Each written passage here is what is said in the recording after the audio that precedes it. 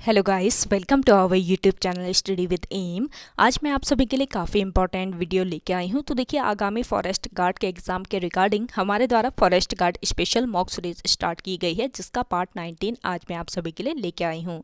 ये जो mock series है ये आपको डेली प्रोवाइड कराई जा रही है, जो कि आपके आगामी फॉरेस्ट गार्ड के एग्जाम के लिए इंपॉर्टेंट है। साथ ही साथ अदर उत्तराखंड एग्जाम के लिए भी ये मॉक सीरीज इंपॉर्टेंट रहने वाली है। तो आप सभी लोग हमारी इस सीरीज में स्टार्टिंग से लेकर एंड तक बने रहें। इस सीरीज में हमारे द्वारा करंट के क्वेश्चंस भी इंक्लूड किए गए हैं, ताकि करंट अफेयर्स भी आपके इसी मॉक सीरीज से ही कवर हो जाए। साथ ही साथ हिंदी भी इसी सीरीज में ही मेंशन कर दी गई है। तो इस सीरीज में आप सभी लोग एंड तक बने रहिएगा। तो चलिए आज के इस मॉक सीरीज को स्टार्ट करते हैं। स्टार्ट करने से पहले जिन लोगों ने अभी तक हमारे YouTube channel study with M को सब्सक्राइब नहीं किया है वो सब्सक्राइब कर लें। साथ ही साथ बगल में जो बेल आइकन दिख रहा है इसे भी प्रेस कर लें, ताकि हम कोई भी वीडियो डालते हैं तो उसका नोटिफिकेशन आपके पास जल्द से जल्द पहुंच जाए। आप सभी लोग हमारे टेलीग्राम चैनल को भी ज्वाइन कर सकते हैं। अराउंड 6.4 के यहाँ पे ग्रुप मेंबर्स हो चुके हैं। सुबह 10 बजे और शाम 8 बजे यहाँ पे क्विज का आयोजन भी कराया जाता है। इसके अलावा अदर इंपॉर्टेंट अपडेट्स पीडीएफ्स यहीं पे शेयर की जाती हैं। लिंक आपको इसका डिस्क्रिप्शन बॉक्स में मिल जाएगा। बढ़ते हैं आज की वीडियो की ओर।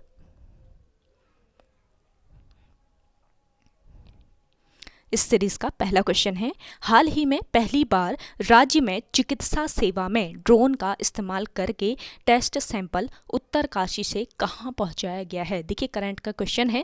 तो हाल ही में पहली बार राज्य में चिकित्सा सेवा में ड्रोन का इस्तेमाल किया गया है और ड्रोन का इस्तेमाल करके टेस्ट सैंपल उत्तरकाशी से देहरादून पहुंचाया गया। ऑप्शन फर्स्ट इस क्वेश्चन का करेक्ट आंसर है। देखिए, उत्तराखंड में चिकित्सा सेवाओं में एक बड़ी पहल हुई है। उत्तराखंड में पहली बार चिकित्सा सेवा में ड्रोन का इस्तेमाल किया गया है और यह प्रयास पूरी तरह से सफल भी रहा है। उत्तराखंड ने सैंपल को कलेक्ट करके देहरादून पहुंचाया है, यानी कि उत्तरकाशी से सैंपल को कलेक्ट करके कहां पर देहरादून पहुंचाया गया और ड्रोन के माध्यम से ही ड्रोन द्वारा लगभग 5 kg का पेलोड ले जाया गया है।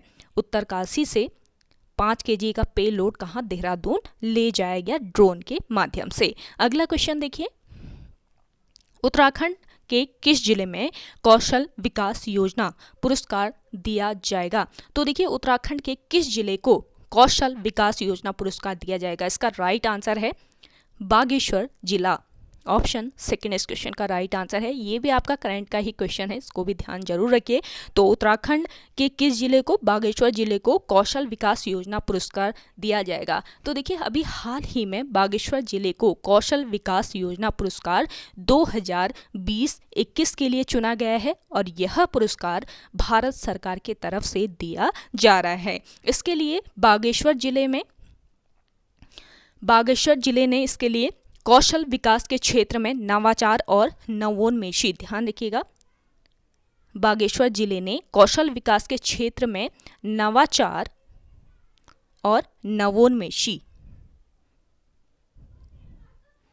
प्रक्रियाओं को अपनाया है, इसलिए ये जिला इस पुरस्कार को प्राप्त करने वाला उत्तराखंड का जिला बनने वाला है। और यह पुरस्कार इसको कब प्रदान किया जाएगा, 9 जून को नई दिल्ली में केंद्रीय मंत्री द्वारा यह पुरस्कार बागेश्वर जिले को प्रदान किया जाएगा। अगला देखिएगा, प्रसिद्ध कार्तिक स्वामी मंदिर किस पर्वत पर स्थित है। देखिए, प्रसिद्ध कार्तिक स्वामी का जो मंदिर है ये स्थित है आपके किस पर्वत पर, क्रोच पर्वत पर। ऑप्शन फर्स्ट इस क्वेश्चन का बिल्कुल राइट आंसर है। देखिए, कार्तिक स्वामी मंदिर जिला पूछ लिया जाए तो किस जिले में, रुद्रप्रयाग जिले में क्रोच नामक पर्वत शिखर पर ये स्थित है और यह मंदिर भगवान कार्तिक को समर्पित है। यानी कि ये जो मंदिर है ये किसका है, भगवान कार्तिक का ये मंदिर है। अगला क्वेश्चन देखिए, निम्न में से कौन हिमालय की बेटी नामक पुस्तक के लेखक हैं। तो देखिए, इनमें से हिमालय की बेटी नामक पुस्तक के लेखक बताना है। जिन लोगों को आंसर आ रहा है कमेंट सेक्शन में कमेंट कीजिएगा और सेशन पसंद आ रहा है तो लाइक कर लीजिए। जिन लोगों ने अभी भी हमारे YouTube channel study with M को सब्सक्राइब नहीं किया है वे लोग जरूर सब्सक्राइब कीजिए। डेली आपको ये सेशन प्रोवाइड कराया जा रहा है, जो कि आपके आगामी फॉरेस्ट गार्ड के एग्जाम के लिए इंपॉर्टेंट है। तो हमारे द्वारा इसमें करंट के क्वेश्चंस, इसके अलावा कंप्यूटर कंप्यूटर के क्वेश्चंस और आपकी हिंदी भी मेंशन की गई है। इसके अलावा जीके, जीएस और उत्तराखंड तो इसमें है ही है, साथ ही साथ इसमें ज्योग्राफी और आपका पॉलिटिकल भी मेंशन किया गया है। तो सभी क्वेश्चंस इसमें इंक्लूड करके आपका ये मॉक सीरीज डेली प्रोवाइड कराई जा रही है। तो आप सभी लोग इसको ज्वाइन जरूर कीजिएगा, जो कि आपके एग्ज़ाम में, आपका फॉरेस्ट गार्ड के एग्ज़ाम में काफ़ी हेल्पफुल रहेगा। साथ ही साथ अदर उत्तराखंड एग्ज़ाम की आप तैयारी कर रहे हैं तो उसके लिए भी ये सीरीज़ काफ़ी इंपॉर्टेंट है। तो देखिए, हिमालय की बेटी पुस्तक की बात करें तो इसके लेखक हैं राधा भट्ट। ऑप्शन 4 तो बिल्कुल राइट आंसर हो जाएगा। देखिए, राधा भट्ट जो हैं, इनके जन्म की अगर हम बात करें तो वर्ष 1934 ईस्वी को धुरका, अल्मोड़ा में, धुरका नामक गांव जो कि अल्मोड़ा में पड़ता है, तो यहाँ पर इनका जन्म हुआ। और ये प्रख्यात समाज सेविका, पर्यावरण कार्यकर्ती, गांधीवादी विचारक और लेखिका थी। और देखिए, वर्ष 1957 ईस्वी से वर्ष 1961 ईस्वी तक, वर्ष 1957 से वर्ष 1961 तक ये भूदान यात्रा में, किस यात्रा में, भूदान नामक यात्रा में सक्रिय रही। और अवैध खनन के विरुद्ध इन्होंने खीराकोट पर्यावरण आंदोलन का नेतृत्व किया। मोस्ट इंपॉर्टेंट पॉइंट है, इसको जरूर नोट कर लीजिएगा। अवैध खनन के विरुद्ध राधा भट्ट जो हैं, इन्होंने कौन सा आंदोलन का नेतृत्व किया? खीराकोट आंदोलन, पर्यावरण आंदोलन है ये, खीराकोट पर्यावरण आंदोलन, इसका नेतृत्व किया राधा भट्ट ने। और वर्ष 1992 ईस्वी में इन्हें जमुना लाल बजाज पुरस्कार से सम्मानित किया गया। अगला क्वेश्चन देखिए, राज्य की किस नदी को स्वर्ण गंगा कहा जाता है? तो देखिए, राज्य की कौन सी ये नदी है जिसको स्वर्ण गंगा कहा जाता है? तो इसका राइट आंसर हो जाएगा ऋषि गंगा। राज्य में ऋषि गंगा नदी को स्वर्ण गंगा कहा जाता है। देखिए, ऋषि गंगा नदी की बात करें तो ऋषि गंगा नदी चमोली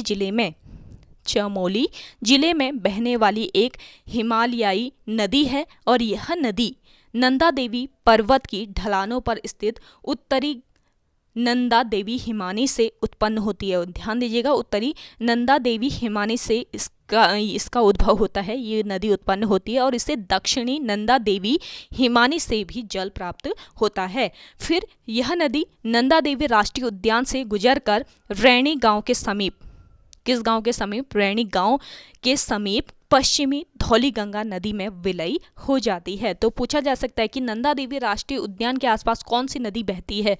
तो कौन सी नदी? ये नदी है ऋषि गंगा नदी। इस नदी को जरूर ध्यान रखिए। और ऋषि गंगा व एक और नदी है जिसका नाम है गिरथी नदी। तो आपकी ऋषि गंगा नदी और दूसरी गिरथी नदी, ये पश्चिमी धौली गंगा नदी में, आपकी जो ऋषि गंगा है और गिरथी नदी है, ये पश्चिमी धौली गंगा की सहायक नदियां हैं। और पश्चिमी धौली गंगा की बात करें तो पश्चिमी धौली गंगा नदी जो है, ये कहाँ से निकलती है? ये धौलगिरी की कुनलुन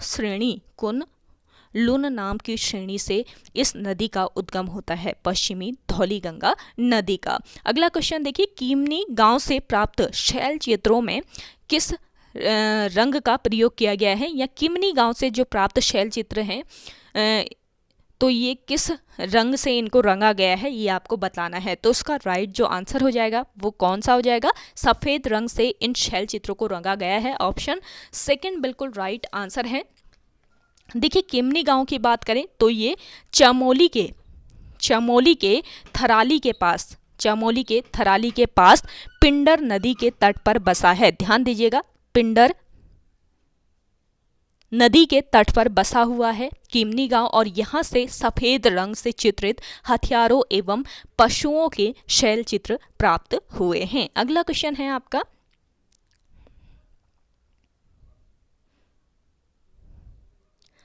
किस संविधान संशोधन द्वारा संविधान की प्रस्तावना में धर्मनिरपेक्ष, समाजवादी व अखंडता शब्द जोड़े गए हैं? देखिए इंपॉर्टेंट क्वेश्चन है, तो कौन सा ये संविधान संशोधन है आपको बताना है जिसके द्वारा प्रस्तावना में, संविधान की प्रस्तावना में धर्मनिरपेक्ष, समाजवादी व अखंडता शब्द जोड़े गए हैं। तो ये कौन सा संशोधन है? ये है 42वां संविधान संशोधन। ऑप्शन सेकंड बिल्कुल राइट आंसर हो जाएगा। देखिए इसके द्वारा अधिकारों के साथ साथ कर्तव्यों की व्यवस्था करते हुए नागरिकों को 10 मूल कर्तव्य निश्चित किए गए हैं। किस संविधान संशोधन के द्वारा? 42वें संविधान संशोधन के द्वारा। इसके अलावा लोकसभा तथा विधानसभाओं के कार्यकाल में 1 वर्ष की वृद्धि इसी संविधान संशोधन के द्वारा की गई। इसके अलावा नीति निर्देशक जो तत्व हैं, तो निर्देशक तत्व में कुछ नए तत्व जोड़े गए। संसद द्वारा किए गए संविधान संशोधन को न्यायालय में चुनौती देने से वर्जित कर दिया गया 42वें संविधान संशोधन के द्वारा। अगला क्वेश्चन है आपका, इंदिरा गांधी राष्ट्रीय कला केंद्र की स्थापना कब हुई थी? देखिए इंपॉर्टेंट क्वेश्चन है। इंदिरा गांधी राष्ट्रीय कला केंद्र जो है इसकी स्थापना की गई वर्ष 1985 ईस्वी में। ऑप्शन थर्ड इस क्वेश्चन का बिल्कुल करेक्ट आंसर है। वर्ष 1985 ईस्वी में नई दिल्ली में। कहाँ पर?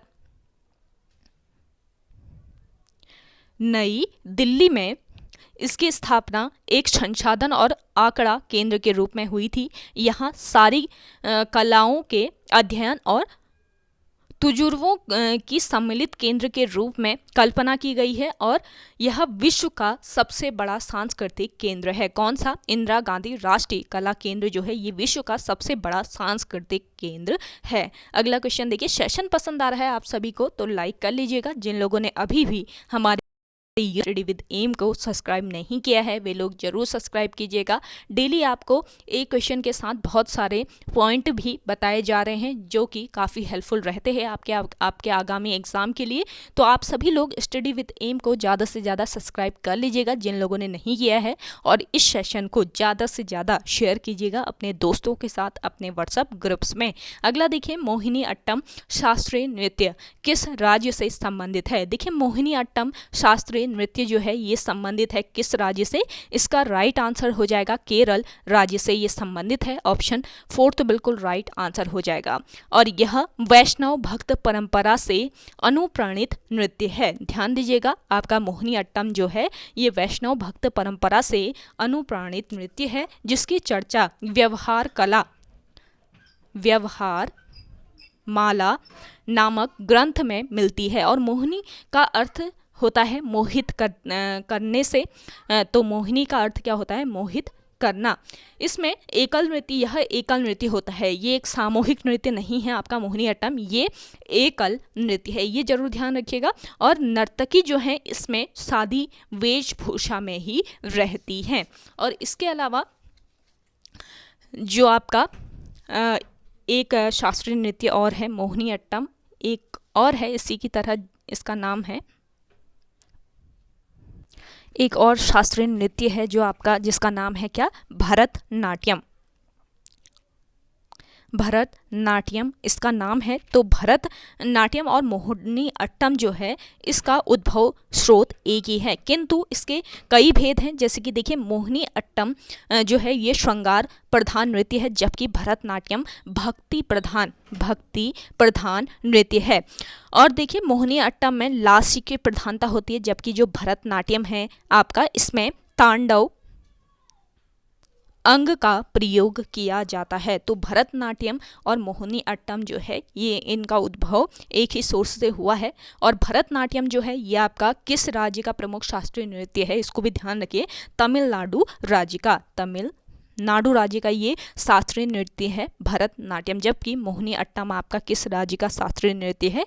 केरल राज्य का। अगला क्वेश्चन है आपका, खादी व कृषि संगठन का मुख्यालय कहाँ स्थित है? देखिए खाद्य व कृषि संगठन जो है इसका मुख्यालय स्थित है आपके कहाँ पर? रोम, इटली में। ऑप्शन फर्स्ट बिल्कुल करेक्ट आंसर है। खाद्य एवं कृषि संगठन यानी FAO की स्थापना कब की गई? वर्ष 1943 ईस्वी में इसकी स्थापना हुई और इसका मुख्यालय कहाँ पर? रोम, इटली में स्थित है। और इसका उद्देश्य जो है ये विश्व में खाद्यान्नों की आपूर्ति को सुधारना है, जिसके लिए यह कृषि योग्य आवश्यक उपकरणों एवं तकनीकों के प्रसार को आवश्यक समझता है।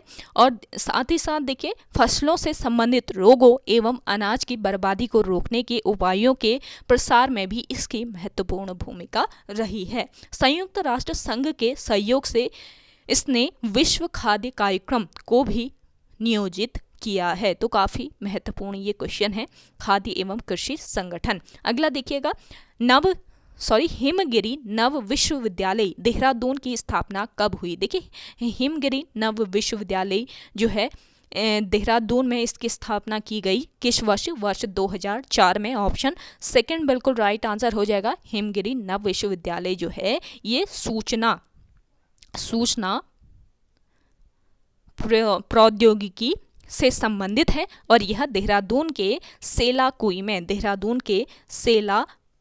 में ये स्थित है। और इस विश्वविद्यालय की स्थापना कब की गई? वर्ष 2004 में इसकी स्थापना की गई। अगला क्वेश्चन देखिएगा, राज्य का प्रथम समाचार पत्र किस भाषा में निकला था? देखिए राज्य का प्रथम समाचार पत्र जो है ये निकला था किस भाषा में? अंग्रेजी भाषा में। ऑप्शन फर्स्ट बिल्कुल राइट आंसर हो जाएगा।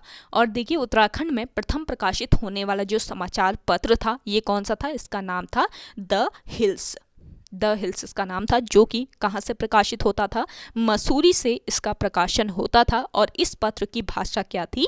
अंग्रेजी भाषा का ये पत्र था। और इस पत्र का संपादन किसके द्वारा किया गया ये भी आपको पॉइंट ध्यान में रखना है। तो जॉन मैकिनन ने इस पत्र का संपादन किया था। मैकिनन ने उत्तराखंड की पहली प्रिंटिंग प्रेस जो है ये कहाँ पर? मसूरी में खोली थी। तो यहीं से इसका प्रकाशन किया गया था। और द हिल्स समाचार पत्र का प्रकाशन 1850 ईस्वी में बंद हो गया। ये ध्यान रखेंगे बंद कब हुआ और इसको कब शुरू किया गया था, ये चीज़ें ध्यान रखेंगे। अगला देखिएगा, सी प्रोग्राम को किसकी सहायता से मशीन कोड में परिवर्तित किया जा रहा है? तो आपका ये कंप्यूटर का क्वेश्चन है। हर एक क्वेश्चन आपको इस सेशन में देखने को मिलेंगे। तो आपका जो सी प्रोग्राम है इसको किसकी सहायता से मशीन कोड में परिवर्तित किया जाता है? इसका राइट आंसर हो जाएगा कंपाइलर की सहायता से इसको मशीन कोड में परिवर्तित किया जाता है। मोस्ट इंपॉर्टेंट ये क्वेश्चन है। ऑप्शन सेकंड बिल्कुल राइट आंसर हो जाएगा। अगला देखिए, निम्नलिखित में से कौन सा डाटाबेस का मुख्य अवयव है? तो देखिए इनमें से डाटाबेस की बात करें तो इसका मुख्य अवयव कौन सा है? फील्ड है, रिकॉर्ड है, डाटाबेस फाइल है, सभी है। तो उपयुक्त सभी ऑप्शन फोर्थ इस क्वेश्चन का राइट आंसर हो जाएगा। अगला देखिए, निम्नलिखित में से कंप्यूटर की प्रथम जनरेशन में क्या प्रयुक्त होता था? देखिए कंप्यूटर की प्रथम जनरेशन में इनमें से क्या प्रयुक्त होता था? Vacuum tube. ऑप्शन थर्ड बिल्कुल राइट आंसर हो जाएगा। तो आपकी कंप्यूटर की भी तैयारी इसी सेशन से हो रही है, तो एंड तक इस सेशन में बने रहिएगा।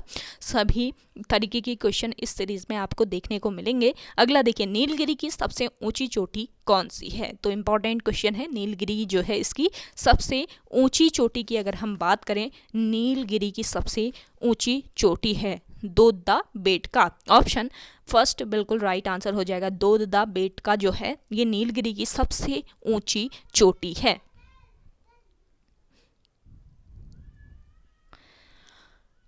इसके अलावा देखिए, नीलगिरी की सबसे ऊंची चोटी तो आपको पता चल गई, जबकि हम गुरु शिखर की अगर हम बात करें, गुरु शिखर पर्वत ये किसकी सबसे ऊंची चोटी है पूछा जाए आपसे, तो इसका राइट आंसर हो जाएगा अरावली पर्वत की। अरावली पर्वत की सबसे ऊंची चोटी कौन सी है? गुरु शिखर है।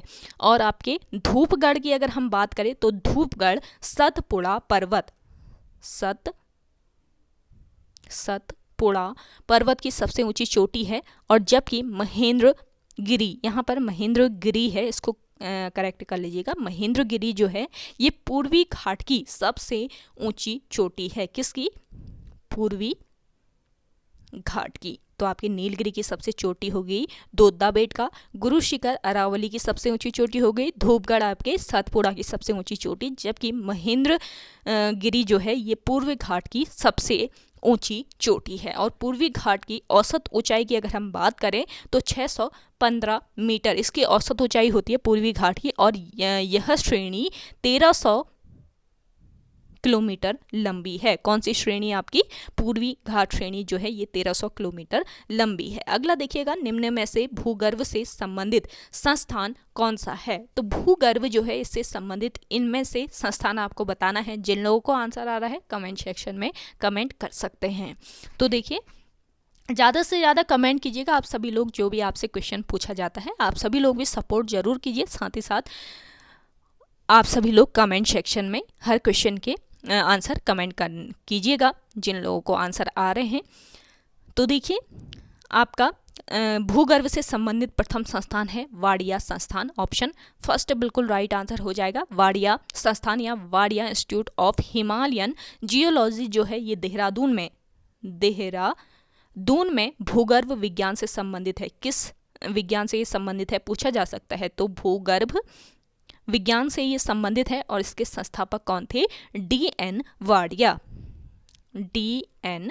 वाडिया जो हैं इसके संस्थापक थे। Wadia institute of Himalayan geology की स्थापना वर्ष 1968 ईस्वी में दिल्ली में हुई, और यहाँ से वाडिया इंस्टीट्यूट को कहाँ स्थानांतरित किया गया? देहरादून स्थानांतरित किया गया था। अगला देखिएगा,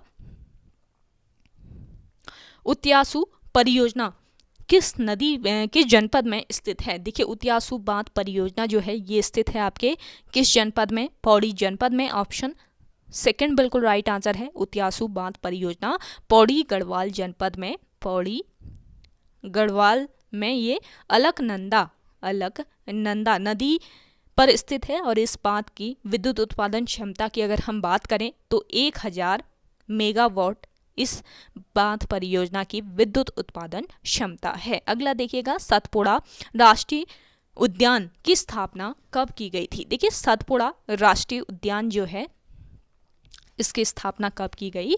इसका राइट आंसर हो जाएगा वर्ष 1981 ईस्वी में। वर्ष 1981 ईस्वी में सतपुड़ा राष्ट्रीय उद्यान की स्थापना की गई। और सतपुड़ा राष्ट्रीय उद्यान जो है ये आपके किस राज्य में लोकेटेड है? मध्य प्रदेश राज्य में। मध्य प्रदेश राज्य के ये होशंगाबाद जिले में स्थित है, और यह 524 वर्ग किलोमीटर क्षेत्रफल में फैला हुआ है। और अपने आसपास बोरी और पचमढ़ी अभ्यारण्य के साथ साथ 1427 वर्ग किलोमीटर का अद्वितीय मध्य भारतीय हाईलैंड पारिस्थितिकी तंत्र ये प्रदान करता है। कौन सा? सतपुड़ा राष्ट्रीय उद्यान। अगला क्वेश्चन है आपका, हॉर्नबिल महोत्सव किस राज्य में मनाया जाता है? देखिए, हॉर्नबिल महोत्सव या हॉर्नबिल फेस्टिवल भी इसको कहा जाता है। तो हॉर्नबिल फेस्टिवल आपका मनाया जाता है किस राज्य में? नागालैंड में। ऑप्शन थर्ड इस क्वेश्चन का बिल्कुल राइट आंसर है। देखिए, हॉर्नबिल फेस्टिवल नागालैंड में हर साल 1 से लेकर 10 दिसंबर तक ये मनाया जाता है। और इसे त्योहारों का त्योहार भी कहा जाता है। पूछा जा सकता है त्योहारों का त्योहार किस फेस्टिवल को या किस त्योहार को कहा जाता है? ये है आपका हॉर्नबिल फेस्टिवल। और यह नागालैंड का सबसे बड़ा वार्षिक महोत्सव है जो पूरी दुनिया से पर्यटकों को आकर्षित करता है। और इस महोत्सव को संयुक्त रूप से पर्यटन विभाग,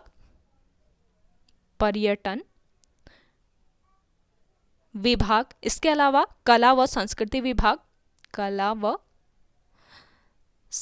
विभाग इसके द्वारा नागा विरासत गांव किमासा में आयोजित किया जाता है। किसके द्वारा? पर्यटन विभाग और कला व संस्कृति विभाग के द्वारा संयुक्त रूप से इसका आयोजन किया जाता है। चलिए, अगला क्वेश्चन है आपका,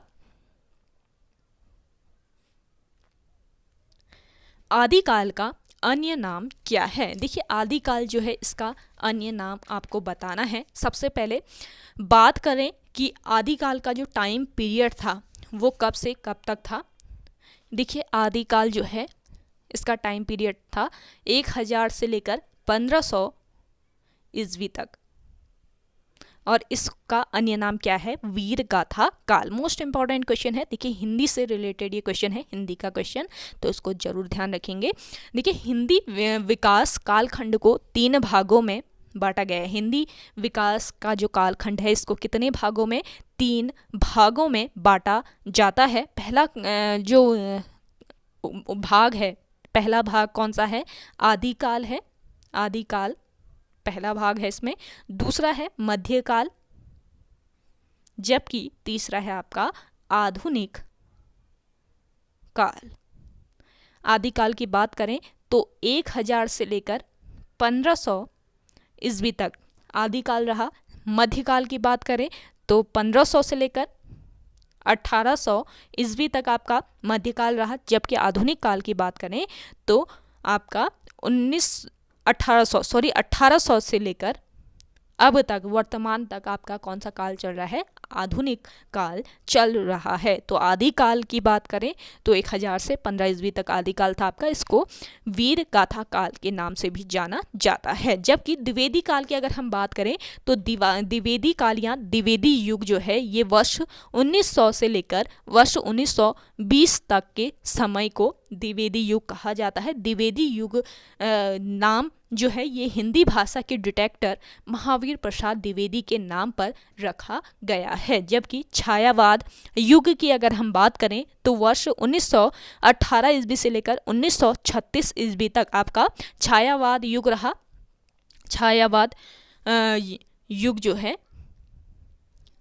वर्ष 1918 से लेकर वर्ष 1936 के कालखंड को छाया युग कहा जाता है। और छायावाद के प्रमुख स्तंभ आपसे पूछ लिए जाएं कि बताइए छायावाद के प्रमुख स्तंभ कौन थे, तो आपके जयशंकर प्रसाद, इसके अलावा सूर्यकांत त्रिपाठी निराला, सुमित्रा नंदन पंत व महादेवी वर्मा जो हैं ये छायावाद के प्रमुख स्तंभ माने जाते हैं। चलिए अगला क्वेश्चन है आपका, दूर की बात सोचने वाले के लिए एक शब्द होगा। तो देखिए दूर की बात जो सोचता है उसके लिए एक शब्द क्या हो जाएगा आपका? दूरदर्शी। ऑप्शन फर्स्ट बिल्कुल राइट आंसर है इस क्वेश्चन का। अगला देखिए मोटापा और बुढ़ापा शब्दों में प्रत्यय है, तो मोटापा और बुढ़ापा जो है इनमें कौन सा प्रत्यय लगा है ये आपको बताना है। तो इस क्वेश्चन का राइट आंसर हो जाएगा क्या? जिन लोगों को आंसर आ रहा है कमेंट कीजिएगा। देखिए सबसे पहले प्रत्यय की बात करें तो प्रति और ऐ के योग से बना हुआ है। प्रत्यय आपका प्रति और ऐ के योग से बना हुआ है, जिसका अर्थ होता है पीछे चलना। यानी प्रत्यय वे शब्दांश होते हैं जो शब्दों के अंत में जुड़कर उनके अर्थ में परिवर्तन व विशेषता लाते हैं। और इसके कितने भेद होते हैं? 2 भेद होते हैं। कौन कौन से? एक तो होता है आपका कृत प्रत्यय, दूसरा होता है तद्धित प्रत्यय। तो आपका प्रत्यय जो है ये शब्द के एंड में लगता है। तो मोटा जो शब्द है इसमें कौन सा प्रत्यय लगा? आपका पा जो है ये प्रत्यय एंड में लगता है ना, तो शब्द के ऐसे बूढ़ा में आपका पा लग गया तो ये प्रत्यय हो गया। तो पा आपका इसमें प्रत्यय है। ऑप्शन सेकंड इस क्वेश्चन का राइट आंसर है। आई होप आपको समझ में आ रहा होगा। अगला देखिए धुन शब्द का पर्यायवाची है। आपको बताना है कि धुन शब्द का पर्यायवाची कौन सा होता है। धुन नहीं, यहाँ पर हो जाएगा आपका धनु। धनु शब्द का पर्यायवाची बताना है। तो धनु शब्द का पर्यायवाची क्या होता है? कोदंड। ऑप्शन फोर्थ इस क्वेश्चन का राइट आंसर है। अगला देखिएगा कनक। कनक ते 100 गुनी मादकता में कौन सा अलंकार है? देखिए कनक कनक ते 100 गुनी मादकता में अलंकार कौन सा हो जाएगा? इसमें है आपका यमक अलंकार। ऑप्शन सेकंड बिल्कुल राइट आंसर हो जाएगा। देखिए अलंकार की बात करें तो अलंकार शब्द जो है ये आपका अलम और कार, अलम और कार के योग से बना है, जिसका शाब्दिक अर्थ क्या होता है? अलंकृत या सुशोभित करने वाला। सामान्य रूप से अलंकार को आभूषण या गहना कहा जाता है। जिस प्रकार जो आभूषण होते हैं, सोने आदि के आभूषण या गहने स्त्री व पुरुष के सौंदर्य में वृद्धि करते हैं, उसी प्रकार अलंकार जो है ये काव्य की, किसकी? काव्य की शोभा बढ़ाते हैं। और यहाँ पर क्वेश्चन में बात हो रही है यमक अलंकार की। अब क्वेश्चन में यमक अलंकार है, आपको कैसे पता चलेगा? ये भी आपको ध्यान में रखने वाली बात है। कि यमक अलंकार तो बता दिया मैंने कि इसमें यमक अलंकार है। अब यमक अलंकार की विशेषता क्या होती है ये भी आपको पता रहना चाहिए, तभी आप करेक्ट कर पाएंगे। तो देखिए, जहाँ कोई शब्द दो या दो से अधिक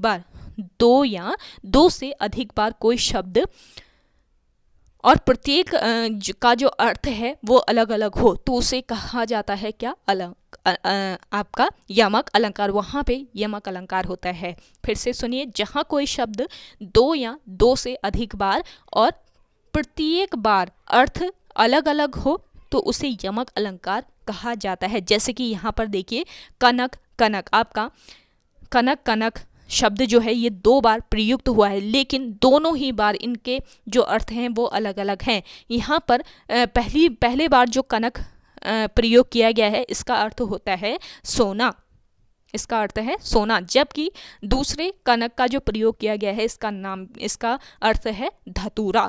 तो अर्थ अलग अलग हैं लेकिन शब्द जो हैं ये सेम है। तो जहाँ पर कोई शब्द दो या दो से अधिक बार प्रयोग किया गया है और प्रत्येक बार अर्थ जो है इसका अलग अलग हो, तो वहाँ पर हो जाएगा यमक अलंकार।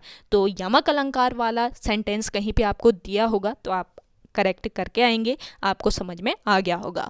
तो ओके गाइस, आज के इस सेशन में इतना ही। आई होप आपको आज का ये सेशन पसंद आया होगा। अगर आज का ये सेशन आपको पसंद आता है तो इस सेशन को लाइक कीजिएगा, शेयर कीजिए, और जिन लोगों ने अभी भी हमारे YouTube channel study with M को सब्सक्राइब नहीं किया है वे लोग जरूर सब्सक्राइब कर लीजिए। चलिए मिलते हैं एक नई इंटरेस्टिंग वीडियोज़ के साथ, तब तक के लिए धन्यवाद।